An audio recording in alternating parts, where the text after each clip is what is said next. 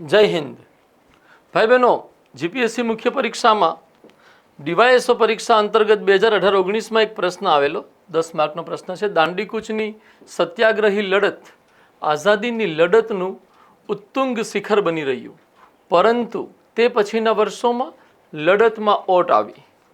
ઉપરોક્ત વિધાનની 30ના દશકાની ફલશ્રુતિના સંદર્ભમાં સમીક્ષા કરો.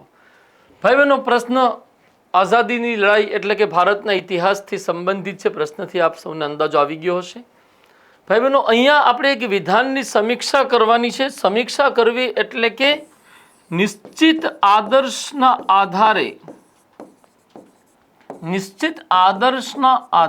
આદર્શને આપણે માપદંડ પણ કહી શકીએ. ભાઈ બહેનો, નિશ્ચિત આદર્શના આધારે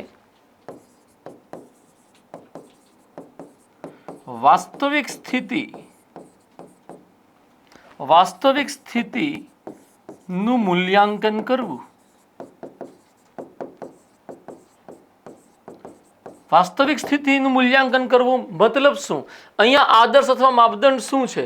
તો કે આઝાદીની લડત એ એક માપદંડ છે કે જે સતત બની રહેવી જોઈએ. આંદોલનો અને સત્યાગ્રહો સતત ચાલતા રહેવા જોઈએ. એ માપદંડને ધ્યાને રાખી અને આ વિધાન લખવામાં આવ્યું કે તે પછીના વર્ષોમાં ઓટ આવી. ધેટ મીન્સ કે આ આઝાદીની લડત કંઈક શિથિલ થઈ, કંઈક ધીમી પડી, અને એ સંદર્ભમાં આપણે એ મૂલ્યાંકન કરવાનું છે કે આ વિધાન સાચું છે કે ખોટું. તાત્પર્ય આપણો અહીંયા અથવા આપણા પ્રશ્નના જવાબને જે માળખું બનાવીએ તેમાં કયા કયા મુદ્દાઓ ઉપર આપણે ચર્ચા કરવી જોઈએ કે જેનાથી આ સમીક્ષા સાર્થક રીતે અને તટસ્થ રીતે સંભવિત બને.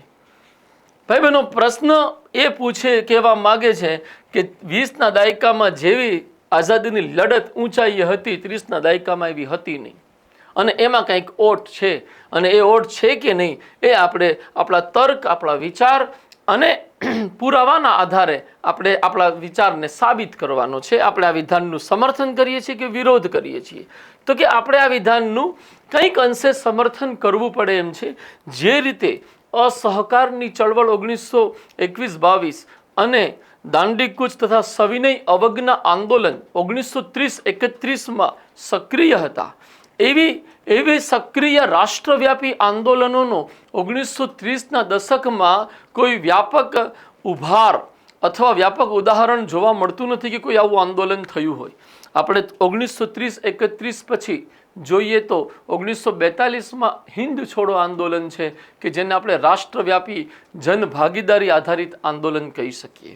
તો ભાઈ બહેનો, આપણે આ વિધાનની સમીક્ષાની શરૂઆત આપણે કરવાની આવે અને પહેલા પેરેગ્રાફની અંતર્ગત જે મુદ્દો લેવો જોઈએ એ મુદ્દો છે કે રાષ્ટ્રીય સ્તરે વ્યાપક જનભાગીદારી આધારિત લડત 1930ના દશકમાં દેખાતી નથી. જે રીતે અસહકારની ચળવળ અને સવિનય અવજ્ઞા યા સવિનય કાનૂન ભંગની ચળવળના માધ્યમથી અખિલ ભારતીય સ્તરે જનભાગીદારી આધારિત સત્યાગ્રહો થયા, એવા કોઈ સત્યાગ્રહ આ 1930ના દશકમાં જોવા મળતા નથી. આ દૃષ્ટિથી એવું લાગી શકે કે રાષ્ટ્રીય લડતમાં કંઈક ઓટ આવી. ફર્સ્ટ પેરેગ્રાફની અંતર્ગત આપણે આવો એક તર્ક આપી સમીક્ષાના સંદર્ભમાં એક વાતનો સ્વીકાર કરવો જોઈએ, વિધાનમાં લખેલી વાતનો, કે કંઈક અંશે ઓટ છે, કારણ કે આવું કોઈ લડત, આવી કોઈ આંદોલન છે નહીં. એ પછી મારા ભાઈ બહેનો, બીજા પેરેગ્રાફમાં આપણે એ વાતને લઈ આવવાની કે આનો અર્થ એ ન હતો કે રાષ્ટ્રીય લડત, આઝાદીની લડત નિષ્ક્રિય અવસ્થામાં આવી ગઈ, એવો અર્થ લઈ શકાય નહીં. અને એ સંદર્ભમાં આપણે 3 તર્ક આપી અને એ બતાવવાની કોશિશ કરવી જોઈએ બીજા પેરેગ્રાફમાં કે રાષ્ટ્રીય સ્વતંત્રતા સંઘર્ષના સંદર્ભમાં 1930ના દાયકાની ફળશ્રુતિ એ છે કે આ દાયકામાં દેશી રજવાડાના ક્ષેત્રોમાં રાષ્ટ્રવાદનો ફેલાવો થયો અને ત્યાં પણ સ્થાનિક આંદોલનો શરૂ થયા. આપણને સૌને ખબર છે 30ના દાયકામાં રાજકોટમાં પણ સત્યાગ્રહ થયો. ખુદ ગાંધીજી એના માટે ઉપવાસ ઉપર ઉતર્યા હતા. અને એ સંબંધમાં દેશી રજવાડામાં રાષ્ટ્રવાદી સ્વતંત્રતા સંઘર્ષનો ફેલાવો થવો એ 1930ના દશકની ફળશ્રુતિનો એક અગત્યનો હિસ્સો છે, એવો આપણે બીજા પેરેગ્રાફમાં દાવો કરવો જોઈએ. આની સાથોસાથ બીજા પેરેગ્રાફમાં આપણે એ પણ તર્ક આપવો જોઈએ કે સ્થાનિક સ્તરે ખેડૂત આંદોલનો, આદિવાસી સમુદાયોમાં રાષ્ટ્રવાદનો ફેલાવો, નવ જાગૃતિનો ફેલાવો થઈ રહ્યો હતો 1930ના દશક દરમિયાન. બિહાર, ઉત્તર પ્રદેશમાં ખેડૂત આંદોલનોની વધતી સક્રિયતા, કલકત્તા, બોમ્બે, મદ્રાસ જેવા પ્રાંતોમાં મજૂર આંદોલનની વધતી સક્રિયતા અને ગુજરાત, મધ્યપ્રદેશના આદિવાસી ક્ષેત્રોમાં જનજાગૃતિનો ફેલાવો, રાષ્ટ્રવાદનો ફેલાવો થઈ રહ્યો હતો, જે આઝાદીની લડતના જ જુદા જુદા સ્વરૂપોને દર્શાવે છે. અને આ તમામ સ્વરૂપોથી આઝાદીની પ્રાપ્તિની પ્રક્રિયાનો જનાધાર તૈયાર થયો. તો 1930ના દાયકાની ફળશ્રુતિમાં આપણે બે મુદ્દાઓ આ બીજા પેરેગ્રાફની અંતર્ગત ઉલ્લેખિત કરવા જોઈએ કે દેશી રજવાડાઓમાં રાષ્ટ્રવાદનો ફેલાવો થયો અને સ્થાનિક સ્તરે વિવિધ આંદોલનો પણ સક્રિય રહ્યા. અને આ બંને પ્રક્રિયાથી રાષ્ટ્રવાદનો, રાષ્ટ્રીય લડતનો, આઝાદીની લડતનો જનાધાર વિસ્તૃત બન્યો. અહીંયા આ જ પેરેગ્રાફમાં આપણે એક ત્રીજી વાત પણ લખી શકીએ કે 30ના દશકામાં ગાંધીવાદી રચનાત્મક કાર્યક્રમોનો ફેલાવો વધતો ગયો, એનો વ્યાપ વધતો ગયો અને એ વ્યાપ વધવાથી રાષ્ટ્રવાદી આંદોલનનો જનાધાર વધુ મજબૂત થતો ગયો. તો ત્રણ બાબતો, ત્રણ મુદ્દાઓના આધારે બીજા પેરેગ્રાફમાં આપણે એ વાત રજૂ કરવી જોઈએ કે 1930ના દાયકાની ફળશ્રુતિ એ રહી કે એના માધ્યમથી દેશમાં સ્વતંત્રતા સંઘર્ષ અને આઝાદીની લડતનો જનાધાર વધુ વિસ્તૃત બનાવાયો. આને નિષ્ક્રિય તબક્કો કહી શકાય નહીં. એવા એક નિષ્કર્ષ સાથે આપણે ત્રીજા પેરેગ્રાફમાં એન્ટ્રી કરવી જોઈએ અને ત્રીજા પેરેગ્રાફમાં આપણે એ બતાવવાની કોશિશ કરવી જોઈએ કે 1930નો દાયકો બંધારણીય ચર્ચાઓ અને પ્રાંતીય સ્વાયત્તતા ઉપર પણ આધારિત રહ્યો. ગોળમેજી પરિષદો, મેકડોનાલ્ડ એવોર્ડ, પુણે સમજૂતી અને એ તમામના આધારે 1935માં એક નવું બંધારણ ભારત શાસન અધિનિયમના રૂપમાં રજૂ થયું અને એ બંધારણના આધારે 1937માં ચૂંટણીઓ આયોજિત થઈ અને પ્રાંતીય સરકારોની રચના થઈ, જે સ્વાયત્ત સરકારો હતી. આમાંથી મોટા ભાગના પ્રાંતોમાં કોંગ્રેસનો વિજય થયો અને એ કોંગ્રેસી સરકારોએ રાષ્ટ્રીય સ્વતંત્રતા સંઘર્ષના જુદા જુદા વિચારો અને આદર્શોને અમલમાં મૂકવાનો પ્રયત્ન કર્યો. તો આ જે ઘટના હતી કે જેની અંતર્ગત મોટાભાગના પ્રાંતોમાં ઇન્ડિયન નેશનલ કોંગ્રેસની સરકાર બની, એ પણ આઝાદીની લડતની દિશામાં એક સફળતા હતી, જે દર્શાવતી હતી કે જે કોંગ્રેસ આઝાદીની લડતનું નેતૃત્વ કરી રહી છે એ કોંગ્રેસને વિસ્તૃત જનાધાર પ્રાપ્ત છે. તો અહીંયા એ બંધારણીય ચર્ચાનો પણ ઉલ્લેખ કરી અને એક પરોક્ષ રીતે એવું સાબિત આપણે કરવાની કોશિશ કરવી જોઈએ કે આઝાદીની લડત વ્યાપક જનભાગીદારી આધારિત આંદોલનના સ્વરૂપમાં નહીં, પરંતુ પ્રાંતીય સરકારોમાં કોંગ્રેસના વિજયના માધ્યમથી અભિવ્યક્ત થઈ. અને એ સંદર્ભમાં 30નો દાયકો સ્વતંત્રતા પ્રાપ્તિની દિશામાં એક પાયો બનાવવાનું કાર્ય કરી રહ્યો હતો, એવી પણ દલીલ આપણે આ પેરેગ્રાફમાં કરવી જોઈએ. ભાઈ બહેનો, એ પછી ચોથો પેરેગ્રાફ લેવો જોઈએ કે આ 30ના દાયકામાં વિચારધારાત્મક પરિવર્તન, ખાસ કરીને કોંગ્રેસની અંતર્ગત વિચારધારામાં પરિવર્તન સ્પષ્ટપણે જોઈ શકાય છે. અને એ પરિવર્તન શું છે તો કે ગાંધીવાદી વિચારધારાની સાથોસાથ સમાજવાદી વિચારધારાને કોંગ્રેસમાં મહત્વ પ્રાપ્ત થયું. 30ના દાયકામાં સુભાષચંદ્ર બોઝ, જવાહરલાલ નહેરુ, જયપ્રકાશ નારાયણ જેવા સમાજવાદી ઝુકાવ ધરાવતા નેતાઓનું કોંગ્રેસમાં મહત્વ વધ્યું અને તેના કારણે જ એક એવો સમાજવાદી એજન્ડા સ્વતંત્ર ભારત માટે નિર્મિત થયો, એક એવી વિચારધારા સ્વતંત્ર ભારત માટે વિકસિત કરવામાં આવી કે જેમાં સમાજમાં જનકલ્યાણ અને છેવાડાના માનવીઓને વિશેષ મહત્વ હતું અને તેની સાથોસાથ ન્યાય અને સમાનતા જેવા આદર્શોને વિશેષ મહત્વ મળ્યું.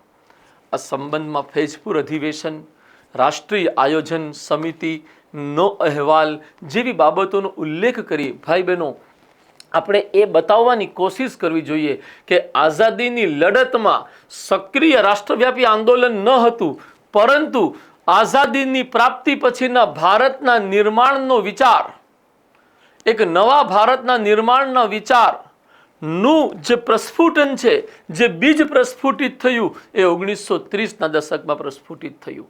મેં તર્ક આપ્યા ફેજપુર અધિવેશનમાં જે સમાજવાદી એજન્ડા પર આધારિત ઠરાવો પસાર કર્યા કોંગ્રેસે, અને રાષ્ટ્રીય આયોજન સમિતિના સંબંધમાં જે અહેવાલો રજૂ થયા, જેમાં આયોજન આધારિત અર્થતંત્ર સ્થાપિત કરવાનો વિચાર સમાયેલો હતો. આ સાથે જ ભાઈ બહેનો, તમે કોંગ્રેસની બહારની એક્ટિવિટી પકડો ને તો એક બહેતરીન એક્ઝામ્પલ છે વિશ્વેશ્વરૈયા સાહેબ દ્વારા લખવામાં આવેલી પ્લાન્ડ ઇકોનોમી ફોર ઇન્ડિયા નામની પુસ્તક, જે 1934માં રજૂ થયેલી, અને એમાં પણ ભાવિ સ્વતંત્ર ભારતના વિકાસનું અને સ્વતંત્ર ભારતના વિકાસની રૂપરેખાનું માળખું રજૂ કરાયું. તો આપણે એવો અહીંયા સમીક્ષાની અંતર્ગત આપણું તારણ એવું લેવું જોઈએ આવા ચોથા પેરેગ્રાફની અંતર્ગત કે આ દાયકામાં, 30ના દાયકામાં ભારતીય આઝાદીની લડતનો વૈચારિક આધાર વધુ વ્યાપક અને વધુ લક્ષ્ય કેન્દ્રિત બન્યો. પછી પાંચમો મુદ્દો આવે છે કે 1930ના દાયકાની ફળશ્રુતિ ત્યાં સુધી અધૂરી છે આઝાદીની લડતમાં, જ્યાં સુધી વધતા કોમવાદ ઉપર પ્રકાશ ન પાડવામાં આવે.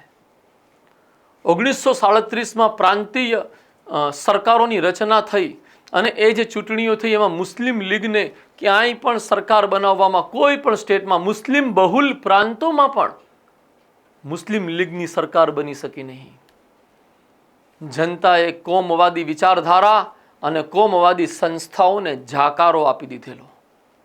આવી સ્થિતિમાં મુસ્લિમ લીગ ડબલ આક્રમક થઈ અને 1940માં પાકિસ્તાનના નિર્માણનો ઠરાવ પસાર કરે છે અને દેશના ભાગલા માટે પોતે સમર્પિત છે એવો દાવો કરે છે.